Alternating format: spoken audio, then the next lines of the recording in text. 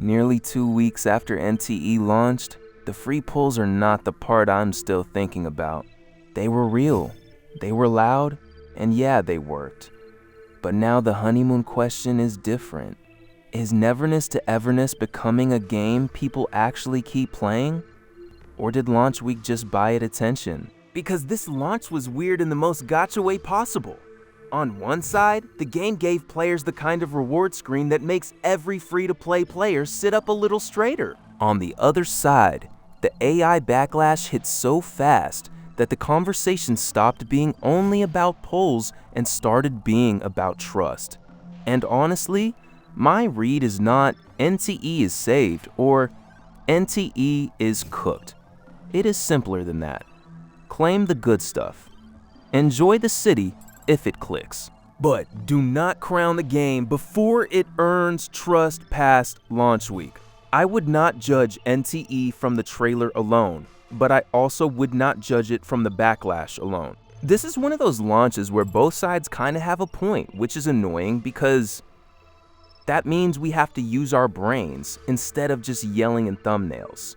So let's talk about what still matters now that the first wave of hype is cooling off. First, the launch rewards were not fake hype. Officially, version 1.0 advertised over 120 pulls for launch participation, over 470 total if you count gameplay rewards, plus a free S-Class character and S-Class arcs. That is a huge headline. That is also the exact kind of headline where gacha players immediately go, okay, what is the catch? Because we have learned painfully. Usually while staring at a pity counter like it owes us money. And this is where the 2 weeks later part matters. Generosity gets people through the door. It does not automatically make the daily loop good.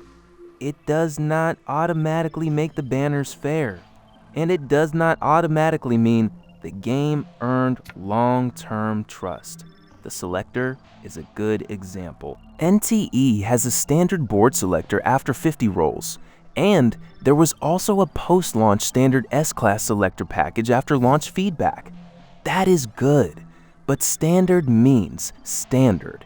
It is not a free limited banner character, and it is not a blank check for every future unit. So, if you are playing right now, claim the rewards, breathe, and do not let the game turn its apology gift into your first bad account decision. That glowing button knows what it is doing. The character banner system is probably the cleanest part of NTE's pitch. No limited character, 50-50. Soft pity starts around 70. Hard pity is 90. And pity carries over. For limited characters specifically, that is genuinely player-friendly. If you mainly care about pulling one limited character, the banner stops feeling like a coin flip and starts feeling more like a very expensive appointment. Still expensive, just less emotionally violent. But the pressure did not disappear. It moved. Characters look friendlier. The extras are where NTE starts leaning over the table. The full banner fantasy is where the game can still make players feel that familiar little itch. Banner cosmetics are tied to milestones like 50, 100, 20, and 200 pulls. And the arc side, basically the weapon side, is more complicated than the character banner. So I would not call this the best gacha system ever. I would call it interesting. It removes one of the most painful parts of character pulling, but it still knows exactly where to make the wallet sweat. That is why my advice is different, depending on what kind of player you are. If you only want characters, NTE is worth watching closely. If you chase cosmetics, vehicles, signatures, and perfect setups, slow down, the game is generous, but gacha games are very good at dressing bad decisions in gold foil. And then there's the AI controversy. This part is not just a rumor section anymore. After launch, players pointed out assets they believed were AI generated or AI assisted. Games Radar reported that Hotta later said AI assisted tools were used on a small number of background and environmental assets. Not the whole game. not the characters or story, according to the statement. And the flagged assets were being reviewed and reworked.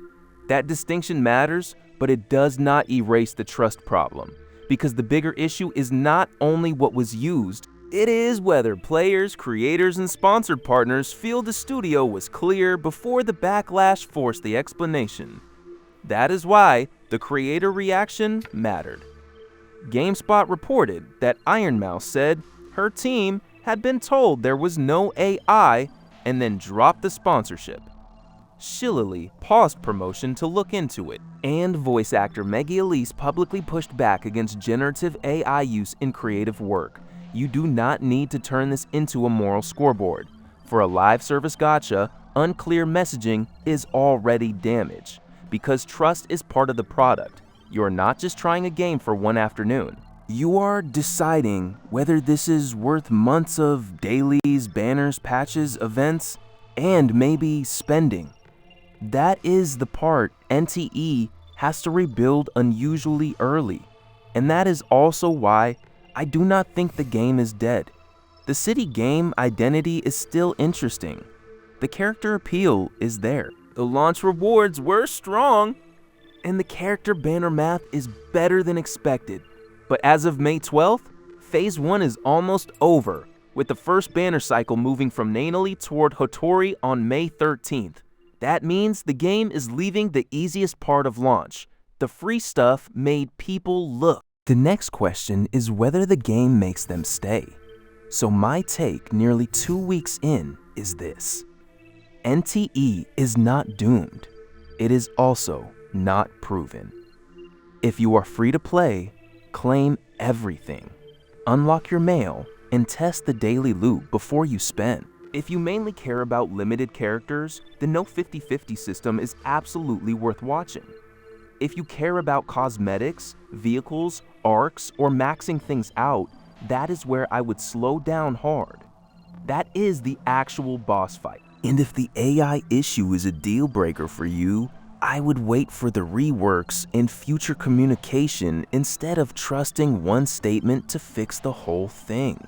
The next few patches will say more than launch week ever could, because NTE's real test is not whether it had a loud debut. The real test is whether people still want to log in after the rewards are claimed. The controversy cools down and the honeymoon is over. I've seen too many forever games turn into login chores with better lighting. So for now, I am at cautious optimism. Try it if the style speaks to you. Take the free rewards. Let the next patch prove something.